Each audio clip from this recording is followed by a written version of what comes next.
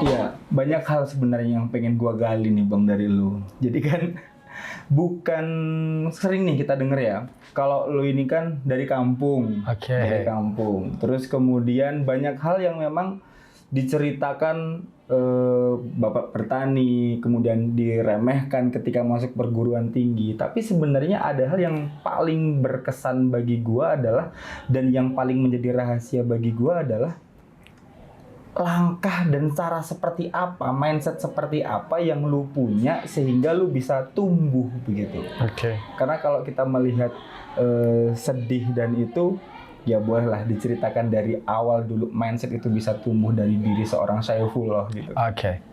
Jadi sebenarnya saya itu orangnya pemalu banget. Oke. Serius. Bahkan ada satu case saya di kelas 10 SMA dulu.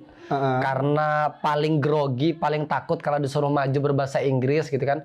Sampai ketika saya nengok ke sebelah kanan, mulai dari ujung rambut hingga ujung kaki, gue itu kram semua gara-gara takut gitu kan.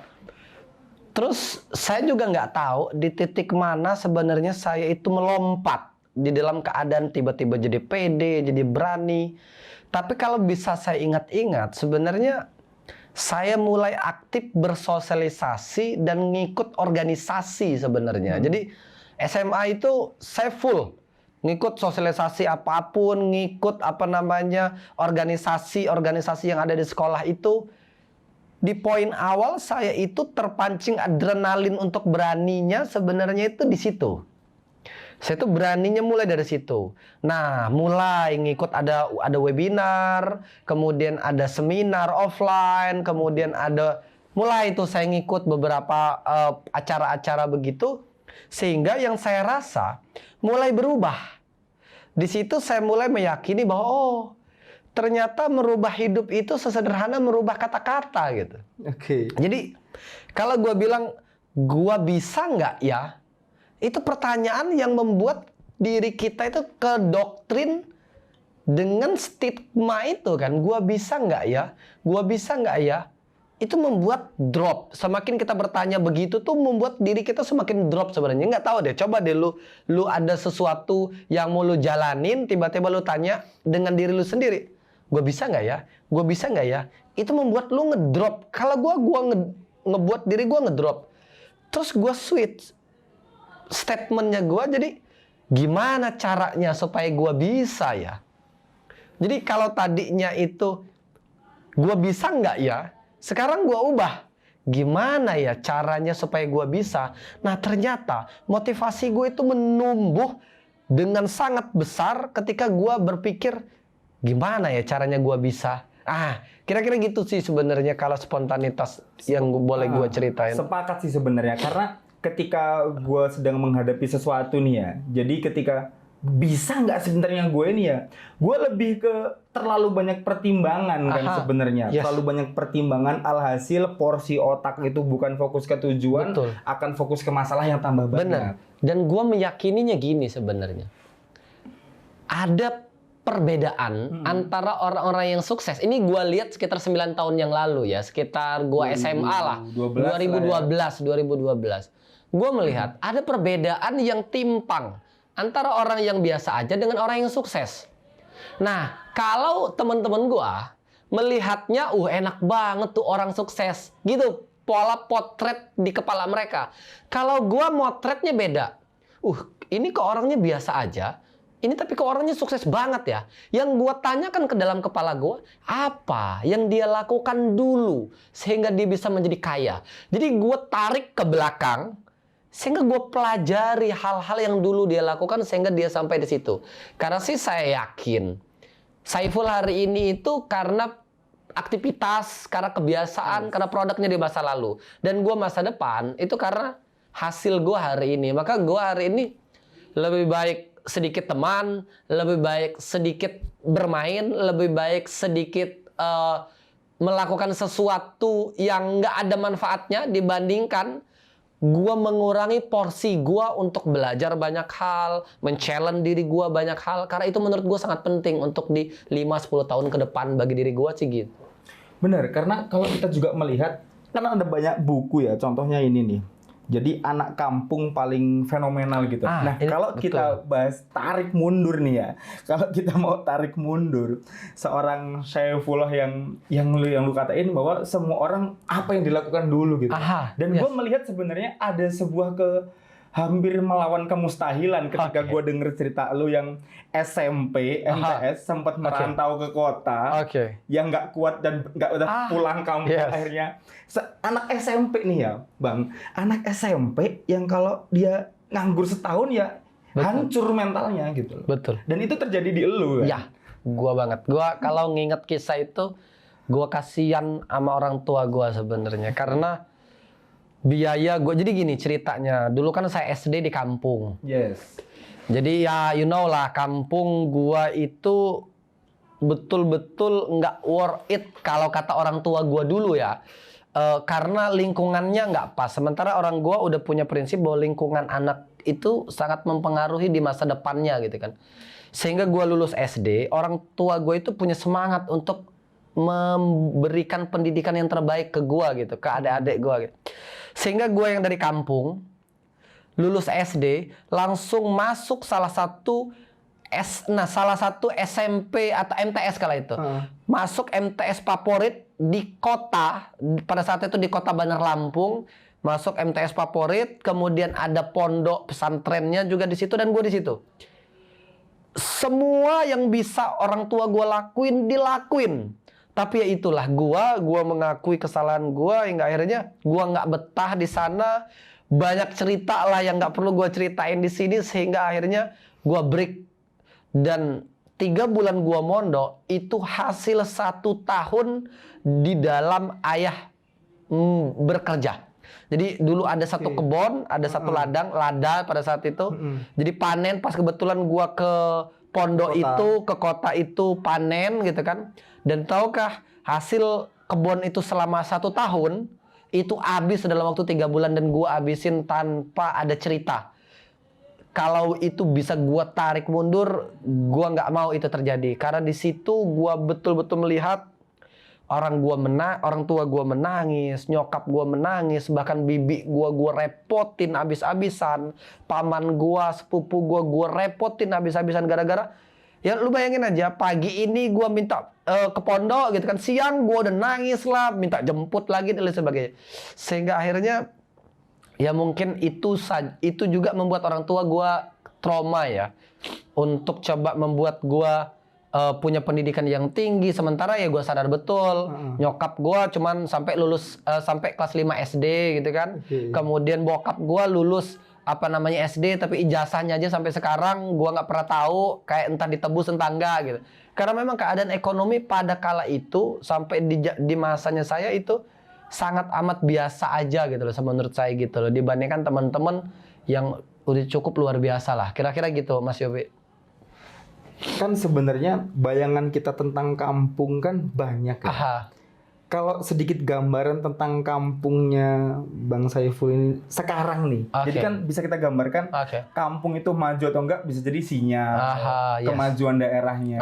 Itu supaya kita gambarkan dari kampung itu tuh asalnya gitu loh. Jadi nama kampung gua itu Desa Wai Isem namanya. Jadi ya di salah satu kabupaten yang ada di Provinsi Lampung. Pada kala itu jalan di tempat daerah gua kalau pas hujan antara lu lewat itu lu harus hati-hati betul. Bila perlu motor lu tuntun, sepeda lu tuntun karena lu kan jalan tuh rata. Lu nggak bisa bedain mana yang lobang, mana yang kagak. Sehingga ya gitu, itu proses pertama. Kemudian air itu ya. Iya. Kemudian kala itu kan saya lulus SD ya. 2006 kalau nggak salah. Saya lulus SD tahun 2006 dan belum ada listrik kala itu. Listrik masuk PLN masuk ke daerah gua itu, ke daerah kampung gua itu sekitar tahun 2007-2008 deh kalau nggak salah. Ya lu bayangin sendirilah di zamannya gua SD, ini belum ada listrik. Jalan akses masih cukup menantang, gua bilang begitu. Kemudian jarak dari desa gua ke kota itu bisa nempuh jarak 2-3 jam baru ke kota. Itu kota kabupaten. Kota kabupaten loh. Kalau mau ke kota provinsi, Bandar Lampung istilahnya, itu memakan waktu bisa 4-5 jam. Oh, jauh banget itu loh. Cukup jauh. Oke. Nah, kalau kita maju lagi nih, kan lu MTS ya mudian lah kalau zaman sekarang ya. Yes. Kalau namanya dulu kan mudian gitu istilahnya. SMP, MTS ke kota yang nekat istilahnya, akhirnya membuat sesuatu hal. Nah, yang ada di benak lu saat itu, setelah lu pulang nih Bang, apa sebenarnya yang membuat lu keinginan gua tetap harus sekolah? Karena biasanya orang kayak gitu kan udah nggak mau sekolah lagi lah gua gitu kan. Yang membuat lu harus sekolah dan membuat harus pada perubahan gitu loh. Walaupun tetap belum berani dalam berbicara kelas SMA kan ya tadi ya. Good. Gitu. Ya jadi gini sebenarnya. Orang tua gua itu selalu bilang ke gua begini. Nak, kamu adalah anak yang paling tua. Kamu diletakkan menjadi anak yang paling tua bukan karena tidak punya alasan. Artinya adik-adik kamu itu akan mengikuti kamu. Secara prinsip mereka tidak akan bisa melebihi kamu. Itu kata pesan ayah yang selalu saya ingat. Disusul dengan statement yang sering dia katakan begini. Full. Ngerubah nasib itu susah. Ngerubah nasib itu susah banget. Dan ketika nasib lu udah mulai berubah, orang-orang yang lu kira deket dengan lu, orang-orang yang lu kira sayang sama lu, belum tentu 100% mereka itu akan suka dengan perubahan yang lu punya. Jadi, kalau mau berubah, ya lu yang merubahnya. Kalau kita melihat ini kan berarti setiap fase di hidup lu ini kan ada yang ujian yang begitu berat nih ya. SD nggak ada lampu tuh, susah. SMP baru ke kota, balik lagi. SMA kaku tuh badan. Betul. Apalagi nih pengalaman sampai sekarang ini. Gue semester 2, adik gue kan masuk. Semester 2 kuliah, adik gue masuk kan. Di hari, jadi setelah 1 minggu adik gua ospek. Oh berarti pas ya? Iya pas. Adik gua 1 minggu setelah ospek, hari Seninnya bokap gua almarhum. Gitu, jadi bokap gua almarhum, langsung proses ya di situ. Fase yang ngebuat gua ngelompat, terus jatuh, habis itu pelan-pelan merangkaknya itu di situ sebenarnya. Jadi gua anak tua, kalau di di lingkaran circle-nya gua orang pribumi, orang Lampung gitu kan. Anak tua ya itulah yang harus betul-betul bertanggung jawab kan, apalagi gua anak laki-laki yang pertama gitu kan. Jadi gua berpikir ekstra banget pada saat itu. Satu, bagaimana gua tetap bisa kuliah, adik gua bisa tetap kuliah, adik gua yang satunya bisa terus sekolah gitu. Kami 3 saudara. Kemudian nyokap gua gimana caranya bisa tenang, bisa tetap berpikir positif, dan orang tua gua yang sudah almarhum bisa tenang di sana gitu. Ya betul bro. Jadi dari mahasiswa baru kan gue memang udah mulai jualan, apa aja gue jual dah gitu. Sampai beberapa itu gue beli printer istilahnya gitu kan, ngeprint kita bareng-bareng, kemudian kita sewain untuk di print-print gitu. Sampai banyak. Jualan gorengan, jualan risol, jualan keripik, dulu banyak lah. Singkat cerita, itu sebenarnya fase di kuliah gue yang membuat gue harus terus bertahan.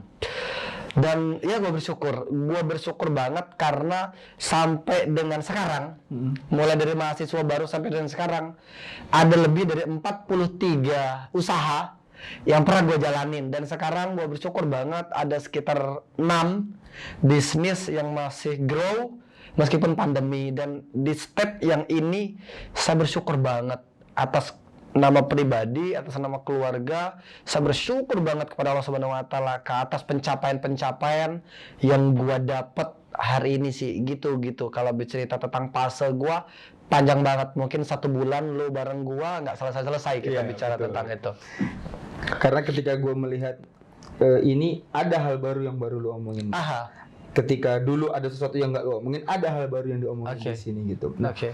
tentunya ada yang specifically gitu ya. Ketika kita melihat pertumbuhan dari seseorang, Aha. tentunya kan latar belakang itu kan begitu berpengaruh nih. Oke. Cuman latar belakang ini kan menjadi saatnya ketika kita ya udah buat jalan aja, nanti kita ketemu momen lompat. Oke. Gitu kan istilahnya. Oke. Nah, yang membuat lu lompat yang pertama, dan yang membuat mindset lu terus ya udah jalan yakin nanti akan lompat gitu. Oke. Karena banyak banget nih orang yang memang ketika menjalani sesuatu hal, ya udahlah pasti sampai tengah-tengah putus selesai. Oke.